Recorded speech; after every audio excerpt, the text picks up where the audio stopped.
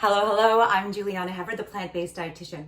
Today I have to prepare a cooking demo, and so part of that ingredients list in that other recipe needs hummus. So I don't need to show the hummus in that video, so I thought I would share a hummus recipe with you because I always say hummus should be a food group because I love it that much and because it is so nutritious and delicious and versatile. You could use it in so many things. So I go back to my favorite recipe that I pretty much always make. It's from Vegiterranean diet and it's called Hummus of the Earth.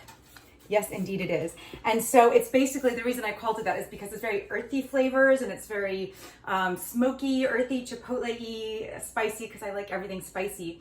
But one of the reasons hummus is so healthy is because it's one way to get your one of the 6 daily threes, one serving from 6 daily threes, and that's from legumes. Legumes are incredibly nutritious, full of phytonutrition and wonderful source of all sorts of different fibers. So this is a wonderful, delicious way to get your legumes, or at least one serving a day. This is my favorite way. So what I already have in here is 2 cans of garbanzo beans. I use the no sodium. I use the ones that use kombu, like a sea vegetable, instead of salt, instead of actual salt. So it's got some iodine in it, so I kind of love these.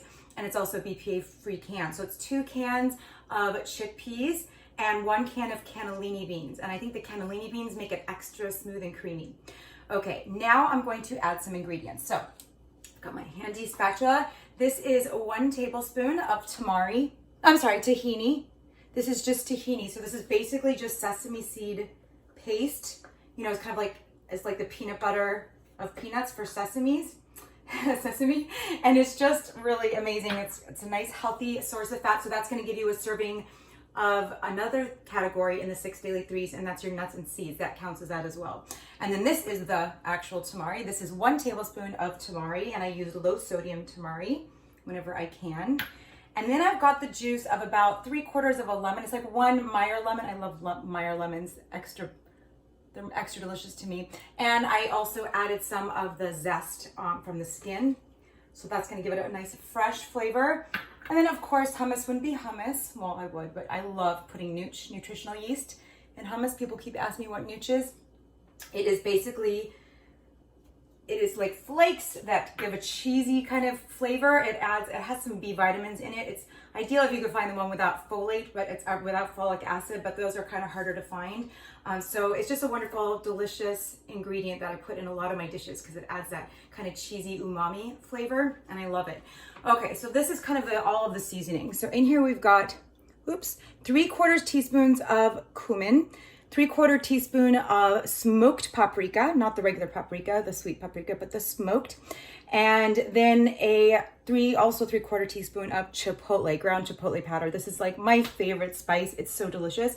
And then there's a little bit, like 1/4 teaspoon of, it's hard to see, I'm sorry, I don't have the most ideal kitchen to cook in right now or to show recipes in these days, but I'm just trying to make it work anyway, and we're just gonna make it work. So, and then the last ingredient, the crushed red chili flakes. And so of course it's gonna be really hot, and you can omit or adjust according to what you like, of course.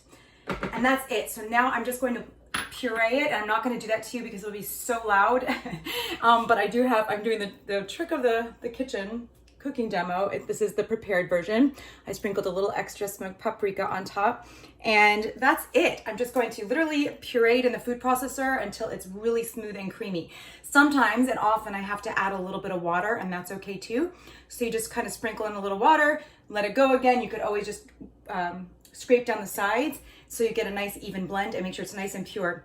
You could also make hummus in a blender, you know, like a big blender, a real kind of, you know, the high powered blender, but I don't love the texture. I love the texture how it comes out in the food processor. That's just my favorite way to do it.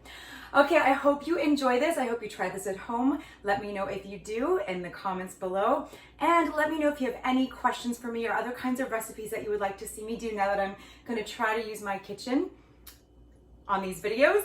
So we'll just do our best and play along, and thank you for joining me. I will see you next time.